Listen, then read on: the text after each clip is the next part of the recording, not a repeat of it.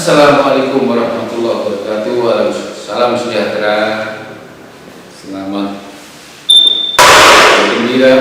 Kita saat ini di akhir sesi terakhir, yaitu pertemuan ke-15 di mata kuliah Micro Teaching, dengan tema kita adalah simulasi keterampilan mengelola kelas dan membimbing diskusi kelompok kecil. Banyak keterampilan yang sudah kita pelajari secara teori. Nah, sekarang kita praktekkan. Sebelum nanti kita melaksanakan simulasi berdasarkan kelompok, pertama Bapak ingin kelompoknya diubah supaya kontak sosial, kontak emosional itu bisa bervariasi, punya pengalaman. Jangan sampai kalau tidak dengan si A itu seperti apa. Jadi nanti kita akan di lapangan akan menghadapi berbagai guru kelas SD ini kita kadang-kadang dikelompok dengan SD yang terpencil, ya kita siap saja. Itu suatu anugerah sebetulnya, bukan sebuah masalah. Ada beberapa hal yang Bapak pesankan dulu nih, tambahan yang dari kemarin. Peran guru dalam mengelola kelas, yang pertama, siapkan lingkungan kelas yang tertib, yang lingkungannya baik. Jangan sampai kita masuk ke ruang kelas atau ke luar kelas dalam kondisi yang kotor. Arahkan atau bimbing proses sosial, proses intelektual, proses emosional menjadi bagian terpenting untuk pendewasaan anak. Berikutnya, dengan pembelajaran yang telah ditetapkan oleh guru, artinya target yang dicapai, upayakan berjalan secara efektif dan efisien. Saya garis bawahi, efektif dari sisi waktu, efisien dari sisi biaya. Artinya ketika pembelajaran membutuhkan biaya membeli karton untuk membuat sebuah bangun atau menggambar apapun, upayakan. Kalau 5 kelompok berarti 5 karton.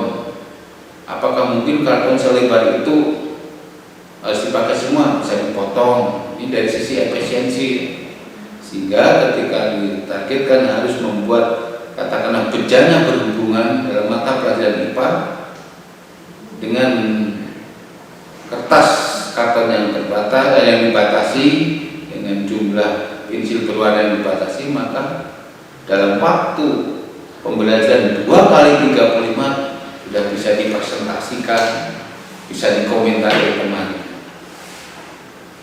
Ciptakan pembelajaran yang kondusif, artinya kondusif sisi guru, sisi siswa, sisi media, sisi materi, terus dipersiapkan. Inilah namanya bekerja profesional. Bekerja profesional sesuai keahliannya. Keahlian ini dituntut dengan sistematika sebuah kegiatan. Prinsip keterampilan membimbing diskusi kelompok ini, yang prinsip sekali lagi adalah sebuah keyakinan bahwa apa yang kita lakukan itu benar. Tentu sifatnya tidak permanen ya. Seseorang itu prinsip hidup saya mah yang penting nyantai. Prinsip hidup saya mah time is money misalnya. Prinsip hidup saya itu mengalir aja.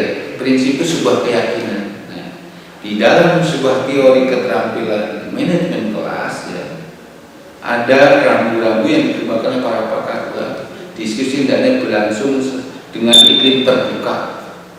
Kalau iklim terbuka itu dibuat suasana terbuka, tidak kaku, tidak menakutkan, tapi betul-betul chemistry antara anggota kelompok dengan kelompok itu cair suasananya. Itu disebut iklim terbuka. Sehingga ide-ide gagasan anak tadi berkembang. Dan jangan lupa, itu iklim bisa terbuka, bisa terjadi apabila perencanaannya matang. Perencanaan dibuat siapa? Ya guru, tapi boleh melibatkan anak-anak. Anak-anak kita besok akan seperti ini. Mana sisi yang harus dilakukan guru, mana yang sisi dilakukan oleh siswa. Sehingga keterlibatan anak ini ada penting. Seperti hari ini adik-adik kalian itu akan akan menjadi panitia kuliah umum Profesor Bibi. Mereka enggak, kan kalian senior-seniornya ada di tempat lain, dia tidak bisa bergantung dengan mandiri. Bagaimana merancang sebuah acara atau tugas-tugas ini penting. Jadi keterlibatan mereka dipercaya. Dia belum PMMD tapi dia kan bingung dia terus apa belum kenal. Nah ini proses-proses tadi Bapak kesana kemari itu maksudnya seperti untuk mendewasakan mereka dengan perencanaan yang baik, ya, yang matang pada hari hanya ketika dieksekusi bisa berjalan dengan rondon yang telah diatur itu. Nah, baiklah. Sekarang ada pertanyaan sebelum kita melakukan simulasi? Ya, tentang kelompok. Pak, ini jumlah siswanya berapa? Hanya 20. Dibikin berapa kelompok sebaiknya? Kalau kita bagi 3, 7, ya itu masukkan yang disebut kelompok kecil 3 sampai 8. Artinya boleh lebih dari 3, kurang dari maksimal 8, boleh kurang dari 8. Jadi kalau ini 20 sebaiknya dibuat berapa supaya efektif, supaya juga tidak terlalu banyak loh. Coba menurut kalian 20 ini kita buat kelompok kecil berapa jumlah? Berapa kelompok? Bisa kalau 4 tuh? 4 bisa nggak?